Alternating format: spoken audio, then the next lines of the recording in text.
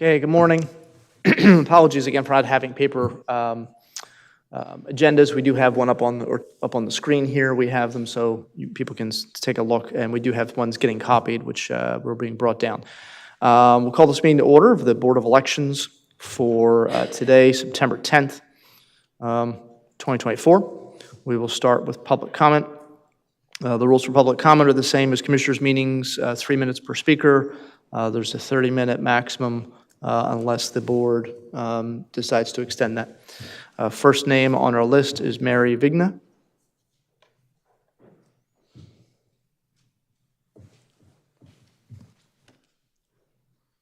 Good morning, and thank you for allowing me to speak to address the Board of Elections on an issue that affects voters' elections and their outcomes in Bucks County. I am a Warwick Township Precinct 2 committee woman, recently elected. While canvassing, I have identified registered voters using invalid addresses on my walk list. The BOE website has both digital and paper registration forms. Both require the registrant to provide their valid PA state-issued driver's license or ID number, or the last 4 digits of their Social Security number. How does the BOE verify the address and signature of a registrant if the driver's license and ID is not presented? The Social Security card is only signed when it is received by the Social Security number holder and does not bear the address. Does PA have means of verifying the name, address, and signature of the Social Security number holders in a database? How about the federal government? There was a recent breach of the Social Security Administration that compromised millions of Social Security numbers. If a registrant only has provided the last 4 digits of its Social Security number, how does the BOE verify the registrant is not using a stolen identity from another state, county, or voting precinct? There are 382 non-residential addresses on the tax parcel lists in Bucks County, or rather just in Warwick Township, District 2, which I am the committee woman for.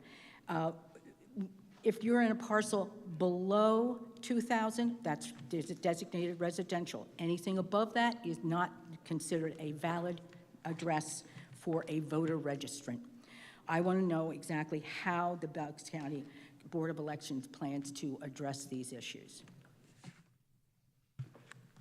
And by the way, I have brought along my walk list that shows multiple registrations in invalid addresses. Okay, thank you.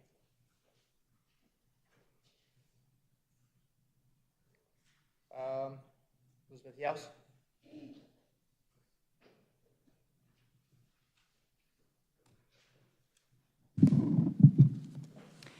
Hello, Elizabeth Yaus, Northampton Township. I know that if someone moves from Pennsylvania, there is a form to fill out for them to get off of the voter registration file here in Pennsylvania. After someone moves, I understand they are allowed to still vote in their previous polling location one more time. Is there a time limit on that? For example, up to a year after they move, are they allowed to still vote here in Bucks County? If someone moves from a Bucks County address to another Bucks County address, how do they change that voter registration? And if they move, so that's within Bucks County. If they move to another county within Pennsylvania, how do they change their registration? And one other note that I would like to talk about is a lot of people that I know, other fellow committee people, are finding that people on their walk lists who have moved away from that address. A lot of people have moved out of state. What is your process to get these people off the voter rolls? And if I could find that procedure in writing, I would appreciate having that. And or if you could direct me where to find that. And when was the last time that you did this process of contacting people to ensure that they should be off the voter rolls? And the last time that you did it, how many letters were sent out and how many letters were received back? Thank you very much. Okay, thank you.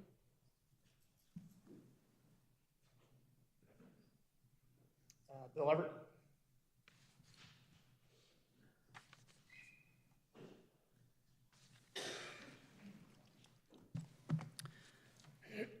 Well, good morning. My name is Bill Everett, and I am an elected committeeman in Middletown Township. My topic today is the Pennsylvania state directives for voter registration and election administration.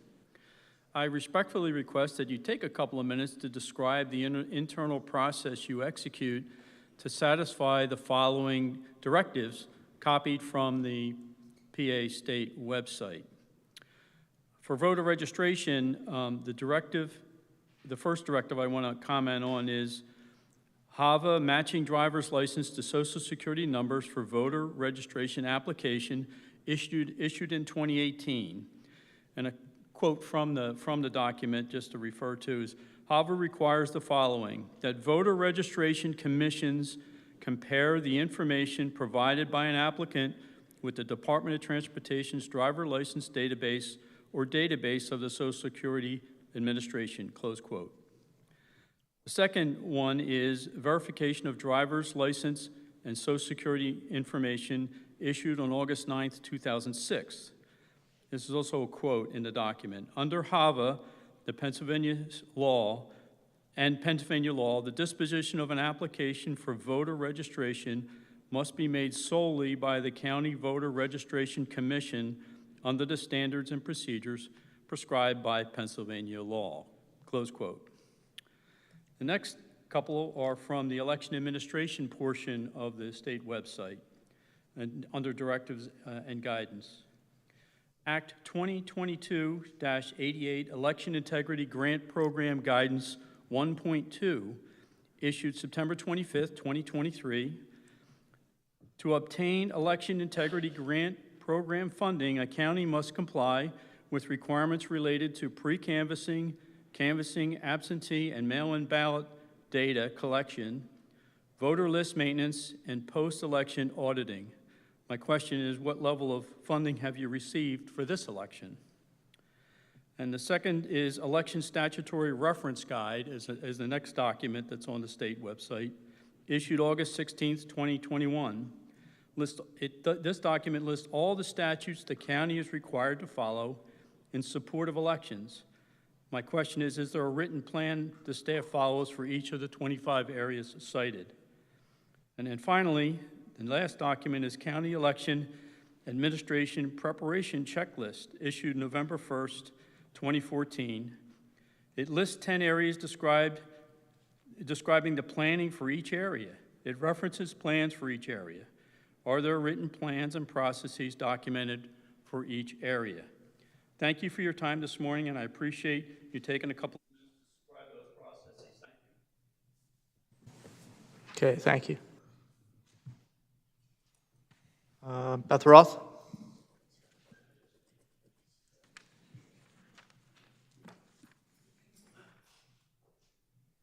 Good morning, Beth Roth, Bedminster Township. I'm going to be very short.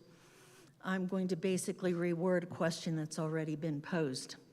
And that question is, when applications for mail-in ballots come in or when applications come in to register to vote, if those applications do not have ID information included on them, such as the driver's license or the Social Security, then how are those requests processed? Are they cured?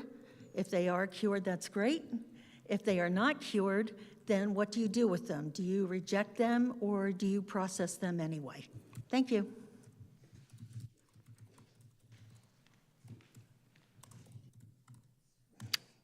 Okay, thank you. Fran Holler?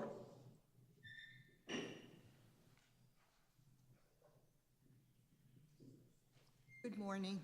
Fran Haller of Newtown Township. I have just one comment and a quick question. Commissioner Harvey, I'd like to address the comments that you made at the last meeting. Regarding election integrity, you stated that by criticizing processes and procedures, we were implying that Board of Election employees were not doing their jobs well. We acknowledge BOE employees are hardworking and do their jobs honestly.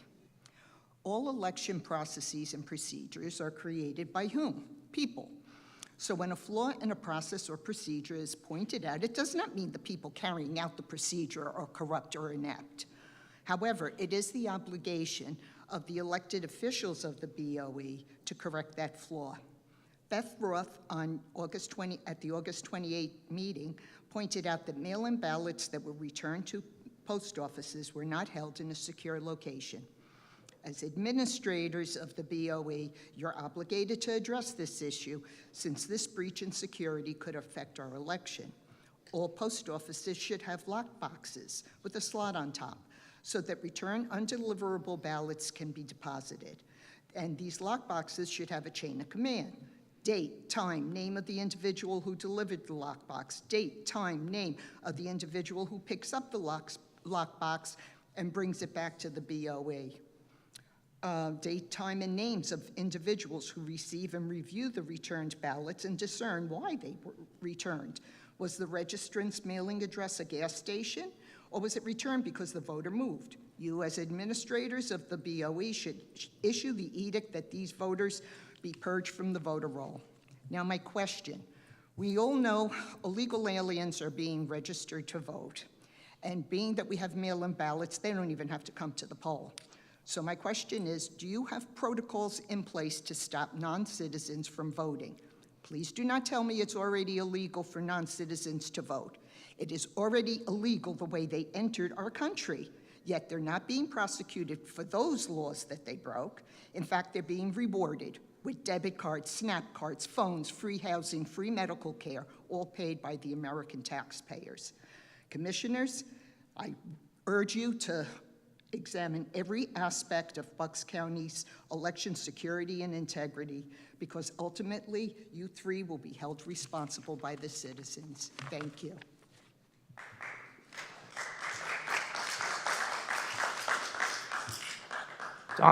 Donna Parrell, sorry if I'd said that wrong. Good morning, Commissioners. My name is Donna Perrell. I'm an elected committee member of Upper Makefield Township. I'm reading a report on behalf of Christine Heitman. The report is named Christine Heitman 2024 Primary Election Watching Report. Intended audience. This document is intended to be read by the Bucks County Board of Elections, the Bucks County Republican Committee, the Bucks County Democrat Committee, all candidates running for election in Bucks County, all Bucks County voters, and anyone interested in election integrity. The summary section has a list of all the problems that I found during my time watching the count of the mail-in ballots in the 2024 primary election. This section has an intended audience of anyone who is reading this document. This document contains recommendations. These are recommendations for the Bucks County Board of Elections. These recommendations are reasonable recommendations within the authority of Bucks County. There are 2 recommendations: lock workstations, cages for the racks, that would not impact the process too much and would greatly impact the security of the election.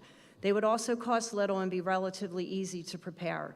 These 2 recommendations should be implemented in time for the 2024 general election. This document also includes a detailed explanation of the election process. This is for the reader who does not have full understanding of the election process.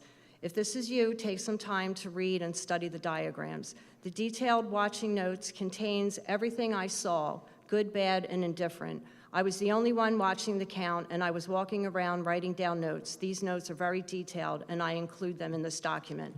I have copies. I don't know where you'd like me to leave them. We already have that. Okay. All right. Thank you. Thank you. Ms. Harm?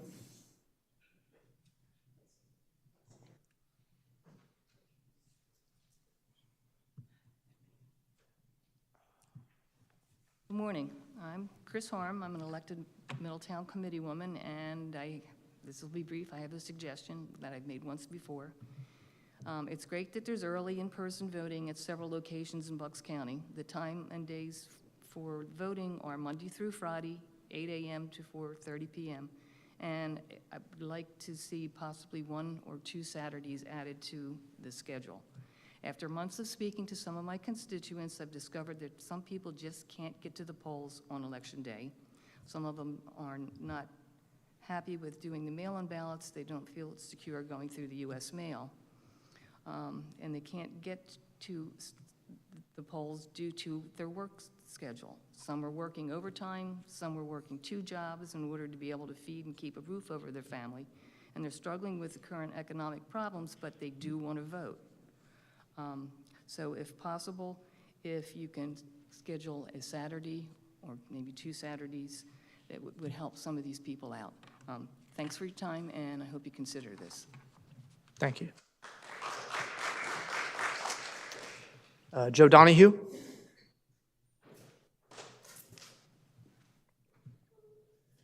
Good morning. Joe Donahue, Northampton Township.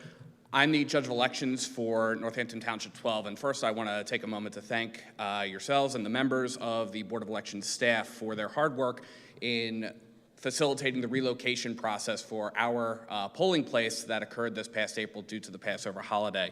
And I appreciate the staff's work in trying to get it back to Ohev Shalom for this general election. I see that there are several other polling place changes that will be considered at this meeting. And I wanted to just present some of the feedback that I had received from some of my constituents as we dealt with some of that, especially on Election Day. And the biggest feedback that we had was that there was insufficient communication that was sent to the voters. Even for the meeting today, there was a notice that was posted on a telephone pole, which I received some comments from through social media saying that this was not really a sufficient means of communicating the potential for the change. The important thing is to make sure that we're reaching out to voters directly and to make sure that we're reaching out to them in a way that's transparent. The Board of Elections has been mailing out voter registration cards since April, basically saying that voters in my district are going to be voting at Churchville Elementary School this November, when that's not true. They're going to be voting at Ohev Shalom, as you're prone to vote for in just a few minutes. These voters will be subject to confusion. These voters will be subject to having to drive all across the township, trying to figure out where they have to vote on November 5th. That's a big problem. And in a day and age where voting transparency is more important than ever, the communication to voters regarding the basic fact of where they need to vote should be something that should be going without question. There should be direct outreach to voters by the county, by anybody who's around. I leveraged a lot of the political staff, a lot of the political parties to try to help spread the word, but even that was insufficient. We couldn't get everybody, and that was initiatives that I had taken on my own accord. So my strong recommendation going forward after this meeting is to make sure that we have direct communication to every registered voter in every impacted district that's going to have a polling place location change. Make sure that that information is communicated clearly and early, so that way voters know where they're going to go on November 5th. Thank you for your time. Thank you. Okay. All right, those are all the names we have on the list. I'm just going through the questions. I was typing out questions as people were asking them. I'll kind of start with a simple one in terms of Saturday early voting at a couple Saturdays. That is something we actually have on our agenda today. So that's one thing. I was just I don't know if Mr. Burns, if you were writing down the same questions, but in terms of verifying addresses, and this kind of goes into HAVA, to a question about HAVA, how we comply with HAVA. So if someone submits a mail-in ballot request or application or voter registration, how do we verify the information they've included on there? Okay, thank you. So there are 2 related questions to that I think we can address in tandem there. The first being, what happens if we get a voter application that has nothing listed on it? In that incident, the application is rejected. The voter is sent a notice through the SURE system saying their application was rejected and the reason for the rejection, which would say there was no ID provided. And then that's sent to the voter and telling them they can reapply. And then the other portion of that is the HAVA verification process, right? So in every application, you are required to provide both either your social security number or your driver's license. What happens is when we receive those, we input that in through our SURE system. It undergoes an automatic transfer and verification through the PennDOT and Social Security Administration, where they match the records that are in the PennDOT and Social Security Administration database against the information that was entered with the voter registration applicants. And if that comes back and it passes, then it's verified through PennDOT and the Social Security Administration.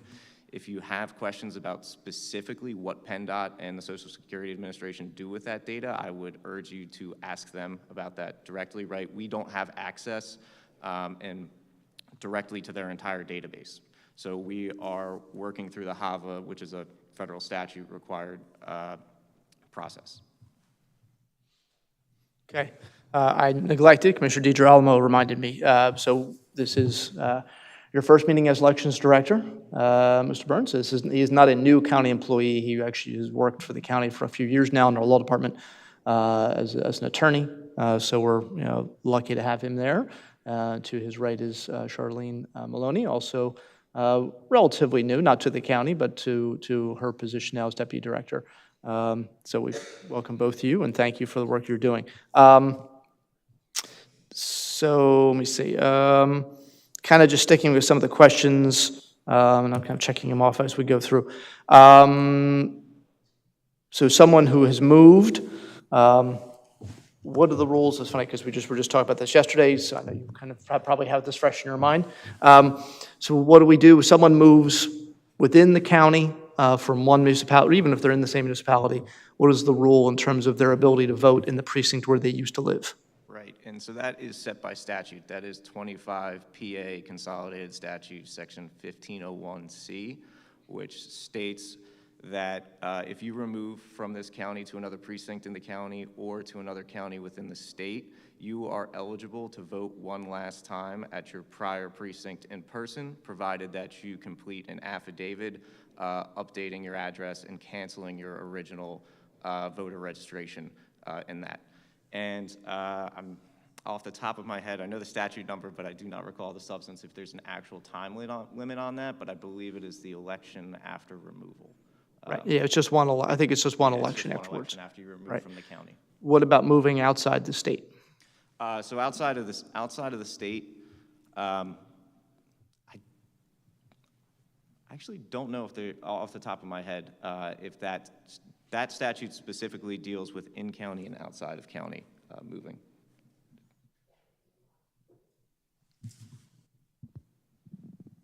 I do know that if you, to my knowledge, if you remove your residence from PA before the election, you are considered to have lost your residency and are not permitted to vote. Right. Right. And it obviously is the motor voter bill, which was passed back in the early 90s, does allow people when they change their driver's license information to change their voter information. I know Governor Shapiro also made that simpler earlier this year by modifying some of the procedures. It is essentially the role of the voter, if they move, to change their address, just like they do with their Comcast account or their phone bill or their, whatever it is that they're moving, electric bill. They've got to change all that stuff, and they have to change their voter registration as well. What's the process? I know we've talked about this a lot in terms of the process of someone who doesn't do that, because in the process of moving, maybe changing your voter registration isn't the first thing you do. It pops in your head because, you need the lights on, you need cable TV. Well, need it, but, you'd like to have it. Internet, those kind of, all that water bill, that kind of stuff, you update all that. There is obviously a process of waiting, go through a couple cycles of federal elections. So what's that process, and how often do we do that? Sending out letters to voters, things like that. Right, so we do our list maintenance process once a year, and that is prescribed by the National Voter Registration Act as well as the Pennsylvania Election Code. And so what that entails is we send out notices to everyone who we receive through, I believe it's Eric, right? Eric. As well as the USPS National Change of Address List. And we send those mailers out saying, we believe you've moved, please return this to us at your earliest convenience and let us know so we can update your registration, cancel it, or take or just update our records, because in some cases the change of address listing can be wrong. So we do that once a year. That's typically over the summer months. We just completed that process, I believe, on August 7th. As far as specific numbers of how many mailings went out, do not have that off the top of my head. But we completed that process. We complied with all Pennsylvania and federal statutes relating to that. And through that process, your registration can only be canceled after 2 federal election cycles. So now we are in a federal general election cycle, so we will be canceling registrations for voters who have been inactive for those 2 federal election cycles after this election. Okay. Sorry, I'm trying to catch up now with all the stuff you've been answering. If we have somebody, for example, we have someone who thinks, well, I see someone registered, but I don't think this address actually is an address. What should they do with that information? Send it to us, or what's the, if they have concerns? But they can certainly send it to us if they have concerns. Right now, we as a county are in what is known as the 90-day quiet period by the National Voter Registration Act, so the county board actually cannot take any affirmative steps to remove anybody from the registration at this point. If you do have an address or a contact information for the person who may have moved, you as a citizen can reach out to them because the voter can still initiate changes to their registration, right? So if we receive something from a person who sends us a letter and uses the appropriate form saying, I moved out of state, forgot to cancel my registration, can you please update it? We can still process those right now, but we as the county board, aside from that list maintenance process that was previously discussed, cannot take any active or affirmative steps to cancel registrations. Okay. All right, thank you. As you said, there's several laws, HAVA being one of them, the Voting Rights Act, Voter Registration Act, all those kind of things. Yep. Ms. Maloney, you have your hand raised, and it's back in school Sorry. again. I want to add in that every year they have a document that the state publishes that's all about list maintenance activities and all the numbers, and we publish it on our website, and then we also link to the past reports, and that's helpful for anybody who wants to know anything about the voter registration trends, automatic voter registration, county-specific data, and then how they're improving their reporting. Okay. So it's very, very helpful to read it. They break everything down. And I think the Department of State also has a lot of information about voter registration and people voting, moving, things like that. Can I just add that actually almost every question is on the frequently asked question list at PA Votes, voterservices.pa.gov. So you just can even Google your question with Pennsylvania, and it takes you right there, and you'll get the answers to virtually everything you asked today. We do get ballots, mail-in ballots that we send out. They get marked return to sender. They come back to us. A lot of times it's because people have put their home address, but they're snowbirds maybe, so they have the post office forwarding mail, and you're not allowed to forward election mail. And so it comes to us. How do we handle return to sender mail-in ballots when they come back? So obviously we can't control what the Postal Service does, but when the mail, when the mail delivery brings return to sender things to us, what happens to those mail-in ballots? Right, so when we get return to sender mail, like you said, it's in most instances a case where they failed to update their address or just put the wrong address on their application, but we will attempt to make outreach to them and to make sure that saying, hi, we have a return to sender ballot. They give us a ton of information usually when they request the mail-in ballot. We will try to contact them and find them where it's supposed to go. I'm not sure if there's anything. We email, we call them, and depending on how big the election is, it can be very time-consuming, but we want to make sure that every eligible person is able to vote. So we do everything we can. We don't have to call all these people, but we do. Mm-hmm. Yeah. And just to add, if the person put an email address on their application for a ballot, we do beep them in as undeliverable as they come in, so they get an email right away saying, hi, your ballot was undeliverable, please contact the office. So if they did provide that, they get an automated email from the state. Okay, thank you. All right. And those ballots, in the meantime, when they're here, are kept in a secure room, actually inside another secure room. So, correct, they're in a double secured room. Right. So thank you. The last two questions that I have here. State funding, I think we received was $2.4 million this year from the state, and there are requirements that we have to follow in terms of making sure we have access to that money, and if you want to go through what exactly we have to do to make sure we get that 2.4 million. Correct. So every year, we are required to fill out an application with the, I forget the acronym it stands for, but it's DCED. I believe it's the Department of Community and Economic Development. We have to fill out an application annually, and they pre-allocate funds based on the total number of registered voters in a precinct. So or in the county itself, among all counties in Pennsylvania. So what happens is we submit that application, we are then authorized to receive those funds from the state, and what we do after every election, I believe it's 90 days following the election, we are required to submit an expense report detailing our expenses that fit within the 9 specific categories that you are allowed to seek reimbursement from. So twice a year, we will submit that report detailing what funds are reimbursable to us for our costs. Right. Yeah. And I know one of the requirements for getting that funding is that once we start counting, ballots, or once we start canvassing, we can't stop until we're finished. We can't take a pause.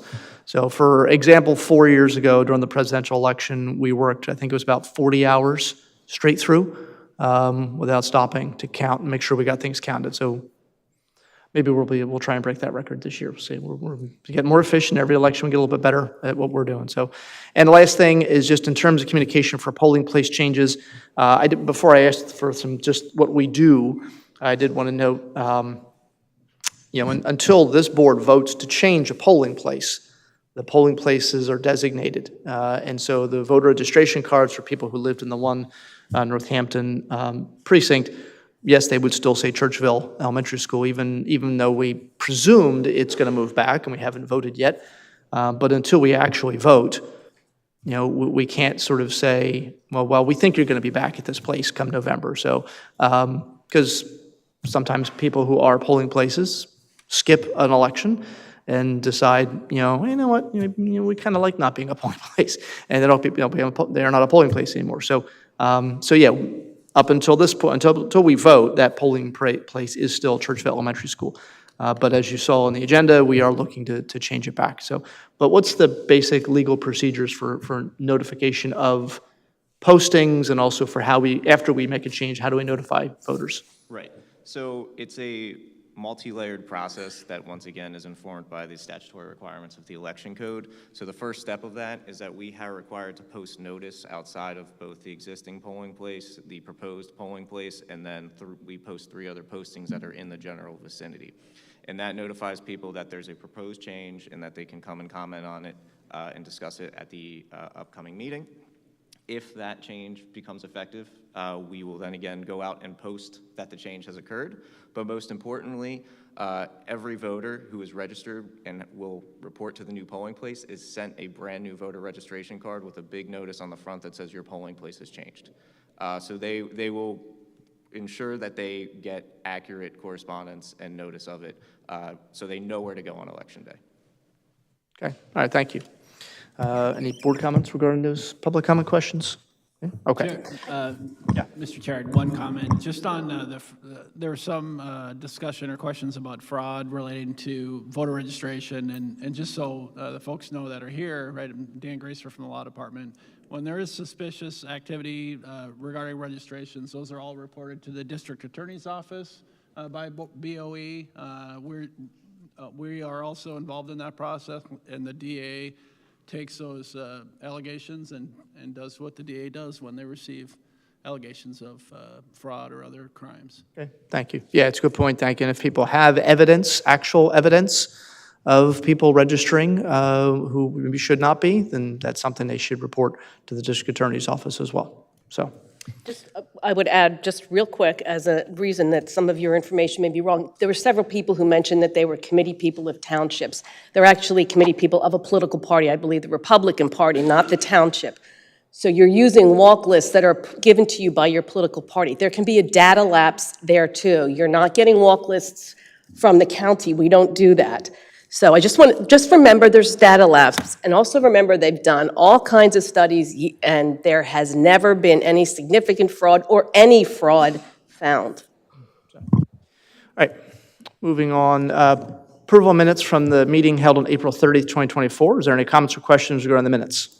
If not, is there a motion to approve the minutes? So moved. All in favor? Aye. All right, notice to Board of Elections of referendum questions. We have 2 referendums. Mr. Burns? Yes, so these are for awareness and notice purposes only. There's no need for the board to take any action with regard to these. We received 2 referendum requests from 2 municipalities, Lower Makefield Township as well as West Rock Hill Township. These are both referendums pursuant to the Local Government Unit Debt Act, in which the municipality is asking the voters to approve an increase in the municipality's debt. For Lower Makefield Township, they passed a resolution in July asking that voters consider whether the township should incur a debt in an amount up to $15 million for the purposes of acquiring property interests to preserve open space. The second one for West Rock Hill Township was a resolution that was passed in July that will be asking voters to consider whether West Rock Hill Township should incur a debt not to exceed $3 million for the purpose of repairing and refurbishing the Holiday House Pool Complex. And so those questions were reviewed by both myself as well as Deputy Solicitor Greaser and determined to comply with the statutory requirements and will be on the ballots in those municipalities. Okay, thank you. All right, next we'll talk about polling place changes. We have 4 that we're looking at right now. First one, Bristol Township 4-3, the old Croydon Firehouse, 2, the Croydon Fire Company. Correct, and this is just simply, we're basically moving from one firehouse location to another one right across the street. They're catty-cornered to each other, and this is just to improve our, it's a immaterial change across the street to improve the efficiency of the election. Okay, all right. Yeah, we'll do that action too. Go ahead, Northampton Township 12, from Churchville Elementary to Ohev Shalom, Bucks County. Yes, and this one was addressed at public comment. This is a return to a permanent polling location after we made a temporary change for the April 2024 primary due to the Passover holiday. Okay. Warminster 14, Ann's Choice Senior Living Community, moving sort of a different building within the same complex. Yes, just moving it right down the street. Okay. Let's take, we'll take those 3. Are there any comments or questions regarding those 3? Just a question, Tyler, were there any comments received in opposition to any of these 3 changes? No, there were not, Commissioner. Okay, thank you. Okay, is there a motion to approve these 3 changes? Bristol Township 4-3, Northampton 12, Warminster 14. So moved. Second. All in favor? Aye. Okay, I know we have Warrington 8 on our list from Warrington Fire Company 2, Titus Elementary School. Mr. Burns, you want to address this? Yes, certainly. So we had received, the Board of Elections had received notice back in December that the Warrington Fire Company no longer desired to be a polling place at that point. So in accordance with our usual process, we went out and found Titus Elementary School, which is currently a polling place for, I believe, Warrington 4. And they told us they could accommodate another polling place. So we went through our usual procedures of posting the notice and looking into a future polling place as Warrington Fire Company no longer desired to be one. After we posted the notice of change, we heard from the Warrington Fire Company, who said that they are able to still be a polling location for us and can be for the long time foreseeable future. I discussed it and consulted with our voting machine manager, Ned Cutshaw, and we both believe that staying at the current Warrington Fire Company is in the best interests of voters for this upcoming election. Okay. Yeah, thank you. We do have a representative from Warrington Fire Company with us here today, if he needs to speak, but I talked with him before the meeting, and he said the majority of the fire company believe that it would be the right thing to do, to leave it at the Warrington Fire Company instead of changing that. So I would like to make a motion to leave it at the Warrington Fire Company and not put it at the Titus Elementary School. Yeah, I don't know if I actually need, because we're not moving it, basically, so I think we don't need to take any action on this, right? No, you don't need to take any action on it. Yeah. You could delete it from the agenda, I guess, if you wanted. Yeah, to so, make it clear. yeah, so we don't, it's on the agenda, obviously, but as you heard, we appreciate Warrington, Fire Company willingness to do this for us in the long term. We really appreciate it. Truly, we know it can be it could be a burden, but we also consider it a public service, and you're already serving the public in very important ways. We appreciate this extra service. So, yeah, I don't think there's any need to take any action, right? They're just going to leave it there. Okay. Discussion on extended ballot box hours at county buildings. So I know there was a question. We do have 3 county buildings, Quakertown, Levittown, obviously this one, where we have drop boxes. We also have on-demand voting. Discussion about having the in-person early voting at those 3.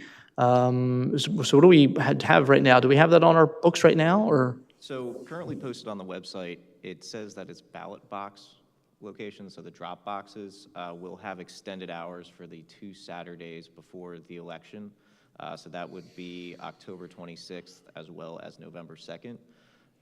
Currently, I do not believe we have on our books about in-person voting on those Saturdays going up to it, but I think that we have to check with the current guidance from the Pennsylvania Department of State, because I know that the on-demand voting option does end earlier than the other options for returning a mail-in ballot, dropping it off like that. But it's certainly something that we can explore if we can offer perhaps 2 Saturdays leading up to the on-demand voting deadline, the option to have those facilities open. Yeah, and it would be sort of limited hours, maybe like 4 hours each or something like that. Correct. Right now, I believe they're on the ballot box like 12 to 5.